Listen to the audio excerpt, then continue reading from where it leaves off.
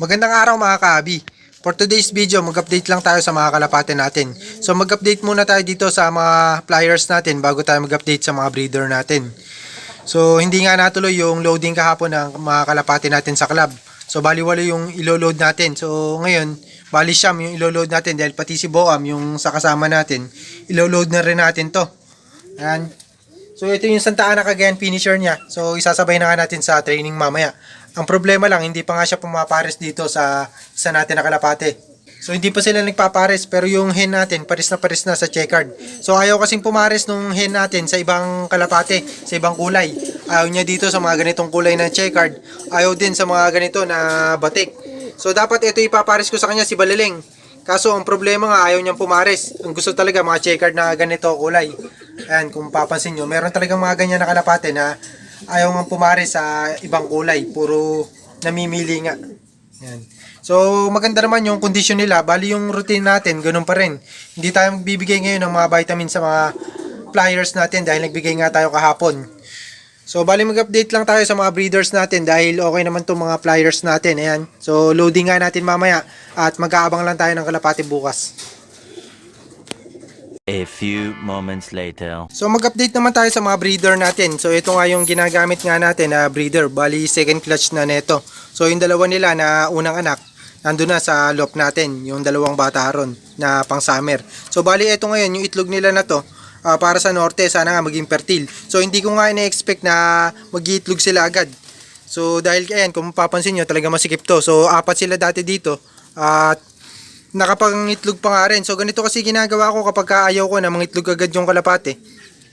Kadalasan kasi kapag ganito na mga healthy yung kalapate nyo at sinalang nyo nga. So 2 weeks pa lang yung young bird nila, yung first clutch nila, nag-iitlog na. So ito nga inabot ng 3 weeks mahigit bago sila mag-itlog. So ganito lang ang ginagawa kong para hindi nga masyadong mabansot yung mga young bird natin kung sakali na magse-second clutch agad. Ayan. So papakita ko lang sa inyo yung itlog. Ayan, nabasag na ata yung itlog na yun. Ayan. So bali ayan lang yung naging itlog nila, dalawa nga.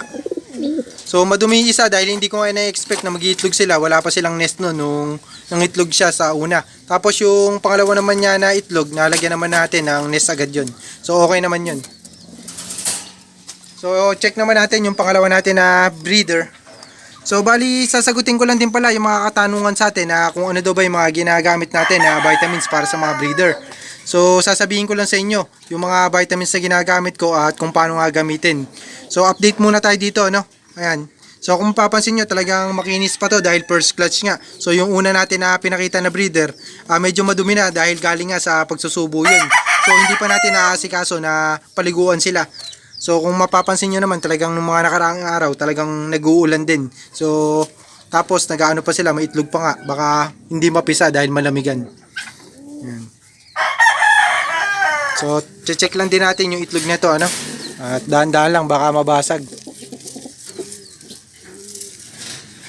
So ayan, talagang makapal yung itlog nito. Ayan, so bali sinusubukan ko lang yung mga linyada na itong mga kalapate natin kung pwedeng ulitin. Ibig sabihin, ipapares natin sa ibang kapares, sa ibang kalapate. So kapag kasi hindi nag-click yung pairing natin sa kanila at halimbawa mayroon kayong mga kalapate na magaganda yung linyada, alam nyo na dumudulo talaga, pero pagka pinagpares nyo, yung mga anak nagiging hindi umaabot ng derby. So ibig sabihin hindi nag-click yung pagpe-pairing nyo. So kailangan palitan nyo ng kapares. A few moments later. So sa first clutch kasi ng kalapate, bago nga tayo magpares, kailangan talaga kinokondisyon muna natin. So diyan nga pumapasok yung pagpupurga ng kalapate, cleansing, flushing, so bacteria at saka respiratory. So kailangan talaga maganda yung kondisyon ng kalapate nyo. Tapos papaliguan din natin para mawala yung mga hanip o yung mga insekto sa katawan ng kalapate natin. So para sa ganun, walang kahati sa nutrients o mga vitamins yung mga kalapate natin. Kapag kasi meron niyang hanip o mga insekto nga, so kahit na i-condition nyo yan, so yung binibigay nyo sa kanila, may kahati sila dahil yung mga insekto nga, sinisipsip sa kanila yun. Ayan. So, yun lang ang kailangan nyo munang gawin, kondisyon nyo muna yung kalapate nyo bago kayo magbigay ng vitamins. Sa vitamins naman, gaya nga nasabi ko sa inyo, lagi ko naman kayo nire-replyan. Halos lahat ng nagko-comment sa video natin, nire-replyan ko naman.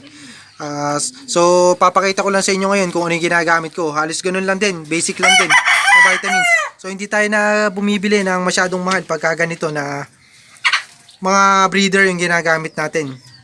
So, pagkatapos nyo nga i-condition yung kalapate nyo, syempre, re-recover nyo yan. Bibigyan nyo ng probiotics saka electrolytes. So, yung probiotics naman para sa good bacteria yan ng mga breeder natin. So, hindi lang yan para sa mga flyers natin. Ginagamit din yan sa breeder. Actually, mas gamit yung probiotics sa mga breeder natin, hindi sa mga flyers natin. So, pagkatapos nga natin na electrolytes saka probiotics yung kalapate natin, binibigyan natin ng B-complex. So, kung wala kayong B-complex, pwede na tong B12. So, meron kayong mabibili nito sa mga poultry supply, 80 pesos lang. Siguro nasa 80 pesos lang, ano. Pero merong mas maganda dito, yung B-complex na yung kompleto, tatlong vitamins yun, tatlong vitamin B. Ito kasi B12 lang. So, yung B-complex, tatlong vitamin B yun. Yan. So, pwede kayong maghanap nun sa Shopee o sa Lazada, no? Maghahanap kayo ng 100 tablet, B-complex nga. Tapos, pagkatapos natin magbigay nito, ito kasi mga vitamin B, para to sa nervous system nga ng kalapate natin, para sa ganun, mas madali nga nilang i-absorb yung mga binibigay natin sa kanila. Ito yun, vitamin B sa mga dugo, sa dugo ng kalapate natin, sa metabolism. Multivitamins, binibigay natin to pagkatapos nga natin gumamit nito. Pwede nyo pagsabihin, once lang to. Once a week nyo lang to binibigay, yung B-complex or B12, ano, sa mga breeder natin. Tapos ito naman, twice o thrice a week. Pagka yung purong breeder, pero pagka nagpapalipad kayo ng mga breeder nyo na araw-araw kayo nagpapalipad, meron kasi na nagbre-breed ng kalapate pero pinapalipad nila. So para daw mas maganda yung ano yung tawag dito, yung health ng kalapate natin, pinapalipad nila yung mga breeder nila, lalo na pagkasanay yung breeder nila sa kanila. So pwede kayo magbigay ng 3 to 5 times nun. So kung araw-araw kayo na nagpapalipad. Pero kung ano lang, madalang lang, kahit na twice o thrice nga lang. So pagka mga purong breeder lang, yung mga nakakulong lang na breeder, twice o thrice lang nito. Sa isang buong linggo na yun, 2 beses hanggang 3 beses lang kayo nagbibigay. Pero ito kasi ang gamit na gamit sa akin, calcium lactate sa mga breeder. So ganun lang din yung pagbibigay natin. Kaso ito minsan nagbibigay ako nito ng 2 tablet sa kanila. Lalo na sa hen. Sa hen lang tayo nagbibigay ng 2 tablet. Kung magbibigay tayo ng 1 tablet nito sa cock, 2 tablet nga binibigay natin nito sa hen. So kaya kung mapapansin nyo, yung itlog ng kalapate natin talagang napaka-clear at makapal. So healthy talaga yung itlog. Saka kung fertile yun, talagang magiging maganda yung magiging anak nila. Dahil talagang nakakaganda nga to sa mga itlog ng kalapate. Yan. So, yan lang yung ginagamit natin na vitamins. Pwede rin kayong bumili ng mga vitamins ng Berselaga. Berselaga kasi meron silang Permabit. Formabit yun, wala na kasing mabili ngayon dito sa atin. Kaya hindi ko na siya ina-advise sa inyo kasi hindi naman natin ginagamit yun. So, gaya nga na sinasabi ko, kung ano lang yung ginagamit natin ngayon, yun lang ang pinapakita ko kasi yung mga iba natin na ginagamit, wala nga. So, hindi ko sa inyo mai-advise yun. So, pero kung makakabili kayo nun, okay din yun. Para sa breeder talaga yun at makakatulong nga sa mga kalapate natin. So ito lang yung mga vitamins na ginagamit natin ngayon, So huwag niyo kalimutan yung probiotics nga at saka electrolytes pagka na-condition kayo ng mga breeder nyo. So sana may natutunan kayo. Happy flying sa inyo. God bless.